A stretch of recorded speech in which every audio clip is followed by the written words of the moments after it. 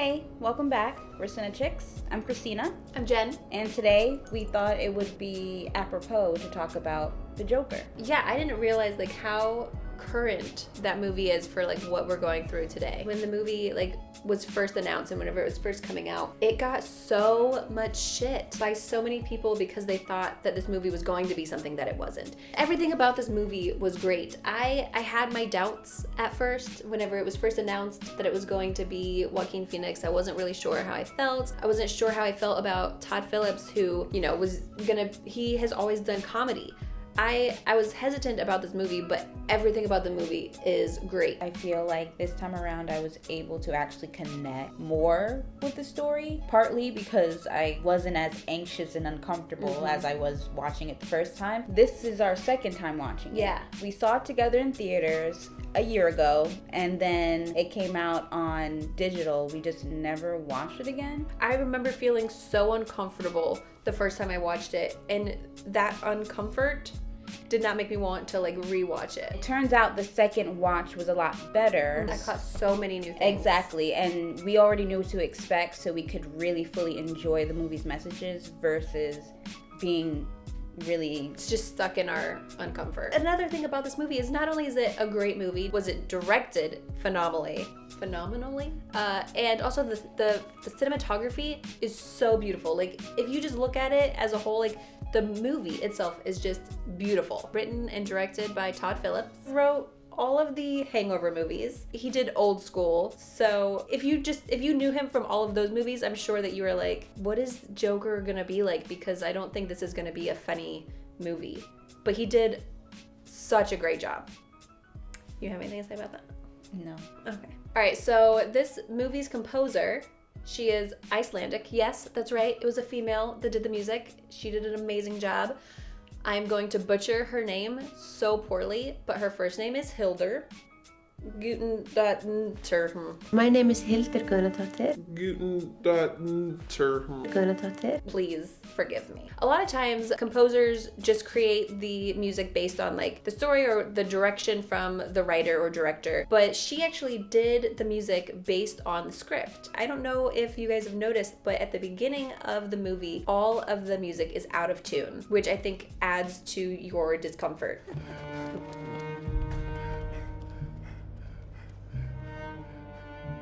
But throughout the movie, as we see Arthur's journey to getting crazier and crazier, the music becomes more in tune, and at the very end, it's all in tune. We don't realize how much sound plays into how we feel in movies. Yes. And I think that's why, even though obviously no one really agrees with the actions he takes towards the end of the movie, but you start to feel a bit more comfortable as the movie goes on, same way he starts to feel more comfortable in his own skin. Did you know that he lost 52 pounds for this role? Where he looks so skinny, it looks uncomfortable. The amount of ribs you see, and he does those movements, I think specifically just to make the audience even more uncomfortable, since he was so skinny, and then the awkward ways he would move his body made it look almost painful. Joaquin takes all of his roles so seriously. He did a ton of research on pathological laughter, and so he wanted to get his laughing accurate, because there's 3 different types of laughs that he does in the movie. He definitely did a phenomenal job in playing the Joker, especially a lot of the iconic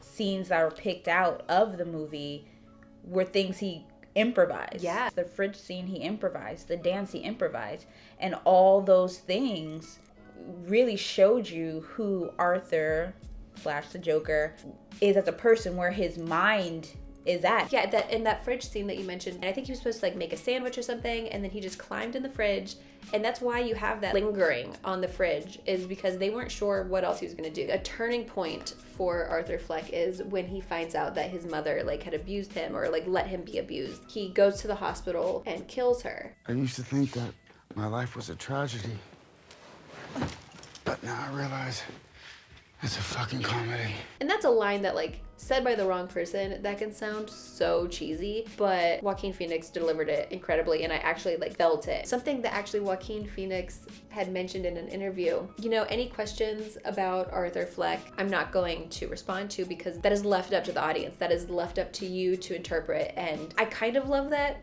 but I also hate that because I love knowing. Yeah, knowing for sure. For sure. You get to understand people better just from people interpreting Arthur Fleck's. Yeah. It leads for better conversation and better understanding of each other to kind of discuss what this movie is, what it means, and why it's so relevant for right now. I think we can agree on the main themes of this movie are about classism, mental health, and the resources we provide for people so that they can get out of situations of being low income, of not having resources, of not being able to get help. While yes, the responsibility falls on the person that commits the crime, does society play a part in creating its own enemy? Just the same way Thomas Wayne ends up creating an enemy for his son to have to deal with, and then how the Joker in turn ends up creating an enemy that he'll have to deal with.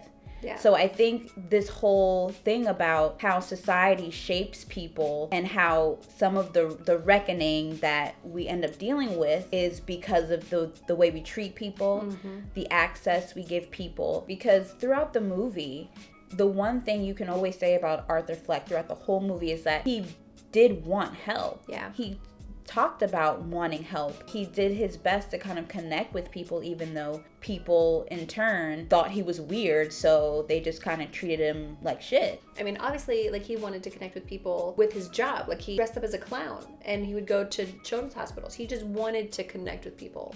And when, even with his neighbor, even though a great chunk of the relationship we thought that he had with her was a delusion, in the beginning when they first met, you know, he was trying really hard to form that connection with her. Which is why, like, the thing is about him is he doesn't know how, right? He doesn't know how to connect with people. Unfortunately, the ways that he tries turned people away. So, like, Sophie, she, like, made that connection with Arthur in the elevator. She's talking about, like, oh my gosh, this place is, like, trash. Like, this is a terrible apartment, isn't it? And then she, like, goes like this. And Arthur sees that and he's like, oh, yeah, I feel that way too. Let me try to connect with you on that. But then he does it in an uber creepy way, which makes her uncomfortable and makes her a little bit more like, so like then we see her taking her daughter into her apartment and just kind of like looking at him like, okay, well, we're probably gonna keep our distance from you. But like, he tried. Exactly. And throughout the entire movie, we see him trying. We see him whenever he's talking to his social worker. You don't listen, do you? You just ask the same questions every week. All I have are negative thoughts. He just felt like nobody was listening. Then she tells him on their next visit, like, funding has been cut. And his first question is, but I still need help. Like, where am I going to get my medication? He wants people to help him connect with people. And then that brings us to the end, where the only way people started listening to him or seeing that he even existed was when he started doing bad things. And I think that draws a lot of parallels to what's going on now. People are hurting right now, and, you know, they want the government or the authority to hear them. Yeah. But the only time anyone is hurt is if they do anything violent. That's the only time that someone cares about someone who doesn't have a high status, is when they do something bad. He wanted help. He wanted to go back into the mental institution, and the only way he was able to do that, not saying that was his motivation, right, but the only way he was able to do that was to kill a bunch of people. I know that you're not supposed to feel bad for, like, the bad guy, but I do feel bad for him because he was given a shit life. It wasn't his fault. I think that's something that we kind of forget, and the movie reminds us, is that it's not people's fault that they're handed the hand that they're handed. I mean, he was a child and abused, and that could have caused his mental illness that he has now. That's not his fault. There's no decision he made that made him that way. And I think that's also why when Thomas Wayne made the comment about those less fortunate being clowns and just being jealous of, you know, the rich because they did something with their lives, they made different decisions, and it's not that black and white. It's not, you know, oh, you both had the same exact choices and and you just chose wrong and I chose right. It's not like that. Not everybody has the same choices, and I think that movie points that out really well, showing the different choices that are elected to some people who have a higher class. Who are given the resources to get the help that they need. Like, what's to say, like, if Arthur was raised by Thomas, then what's to say that he wouldn't have ended up the same way? Like, he probably would have been able to afford to get the mental help that he needed, or be able to learn, you know, the different skills. Maybe he wouldn't have had the brain damage. Okay, so there was one quote that I thought summed up the whole movie, and that was at the end when Joker was fully realized. What do you get? I don't think so. When you cross a mentally ill loner with a society that abandons him and treats him like trash. Call the police, I'll Gene. tell you what you get. Call the police. You get what you fucking deserve. While I don't condone him murdering people, I think that resonates a lot. Yeah. People, you know, that we don't see as desirables, we treat them badly and then are so surprised when they stand up and fight back. And I think that that's one of the things that we, you know, this movie says that we can't forget. We can't forget. We can't just completely write people off as like, oh, you're wrong, and we're not even going to look at why you did what you did or how we played into it. And I feel like that basically summed up everything that this movie was about. Yeah, you get what you deserve. You get what you put out, or you don't put in. Yeah, like to the people of the majority of your society. A lot of his delusions were literally just to connect with people. When we see him first watching The Murray Show with his mom, we see him insert himself in the audience, and we see him talking to Murray about his life, and we see Murray tell him, you know, like, I'm proud of you. If I would have wanted a son like you, or something like that. He wants somebody to be proud of him. He wants that connection. He wants to be important to someone. And same thing with like all of his delusions with Sophie. It was to make a connection in important times. Like, we see that she went to his comedy show when he had his first, because that was his first show. I was really trying to search for those moments, and one of the things that I was wondering if it was real or a delusion is when Randall gives him the gun. I struggle with that. I'm not sure if he did or if he didn't give him the gun. Randall about it. It was his gun.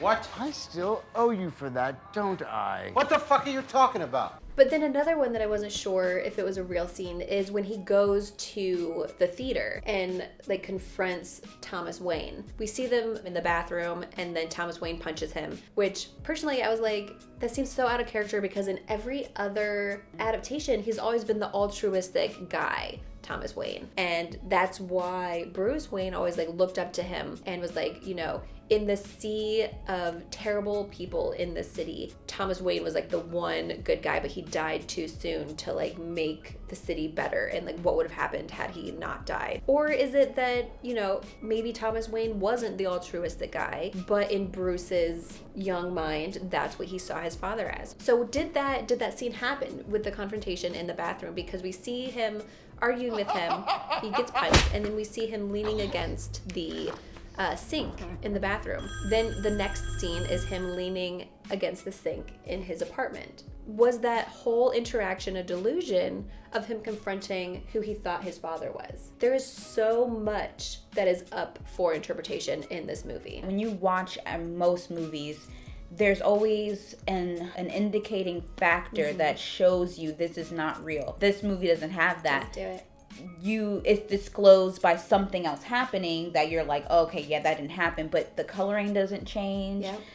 The shots don't change at all. Nothing changes. So you're just watching it thinking like, oh, maybe this is a flashback, or oh, maybe this is actually happening, and things like that. I mean, that's why it was so like jaw-dropping when we found out that his whole relationship with Sophie was a complete delusion, because there was nothing different about those scenes with her. I did notice, okay, so here's one thing I did notice that I wonder if this could be a tell for what was a delusion and what wasn't, is in the scenes that were a delusion with Sophie that we know is when he opens the door, right, and she's at the door We see her there, but then it's empty. The hallway is empty. Same thing with the hospital scene. We see her sitting next to him, comforting him. She says like, oh, I'm gonna go get coffee, and she leaves the scene. But another thing I wanted to point out, I heard that there was a scene that was taken out of the movie about Sophie. We don't see how the interaction ends, but then we see him in his apartment and we hear sirens. First time I watched it, I was like, holy shit, did he just kill her? That there was a scene that was deleted with Sophie showing her alive later. They took that out specifically to make the audience wonder. So another huge question in this movie is Arthur Fleck the son of Thomas Wayne? There is so much in this movie to point to no, and there's so much to point to yes, could be. Because his mother did say, like, Thomas Wayne made me sign things. The things that she had to sign, was that an adoption form to try to, like, cover up that he was his son?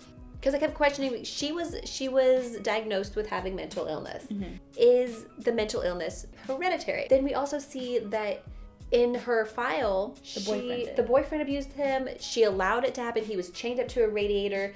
And it says that he had like brain injury. A traumatic brain injury that could have possibly caused him to be the way he is. the way that he was. So that's why he has like the pathological laughter. That's why he can't really interact like socially with people. And it also, like, the thing that he said to Murray about how his mother always said, you know, always put on a happy face or something, which could like lead us to believe that was her way of like suppressing his feelings and like no matter what's going on, just put on a smile. I don't know. I feel like there was more I wanted to say about that and I lost it again, so you can just cut that out. So another thing that I wondered if it was a delusion is after he kills Murray, after he leaves the show, we see him in the cop car, right? And he's driving down the street and the cops say, the fucking city's on fire because of what you did.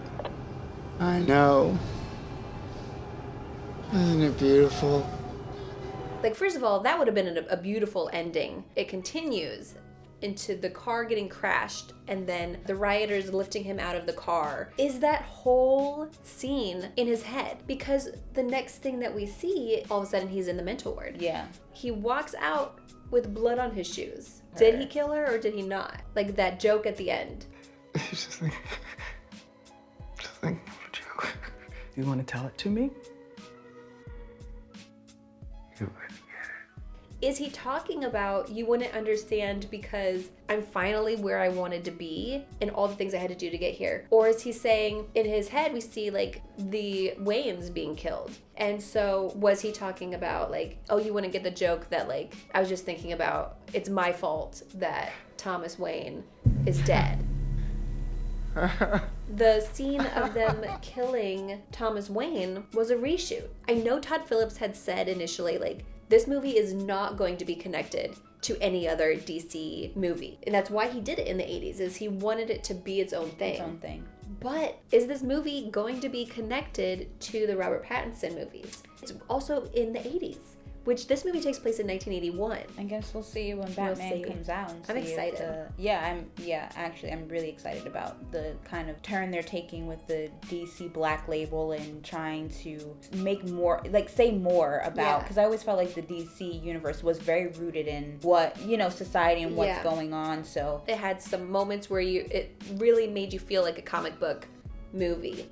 But it also had moments where you're like, wait, this is a comic book movie? It didn't try to be like a Marvel movie, which I freaking love Marvel movies. But that I think was some of the problems with some DC movies is they tried to be something else. I feel like DC is more in the tone of the Joker. I feel like their movies, their topics are more in tune with the Joker. They're darker and more gritty. Use a Marvel formula wasn't the best route, and I think this now what they're trying to do is the best route for them. I feel like DC is you know, finally getting their shit together. Yeah, if you haven't watched it before, I know that some people it could be like a little bit hard to get through. I've known a few people personally that like they've started it and like they've kind of like been really uncomfortable and they haven't gotten past a certain point. There's so many journalists that wrote articles about how this was going to like glorify violence and glorify mental illness when the movie was actually doing the complete opposite. It was showing there is a problem with mental illness and that we need to like be there for those people. But of course, you know, those journalists never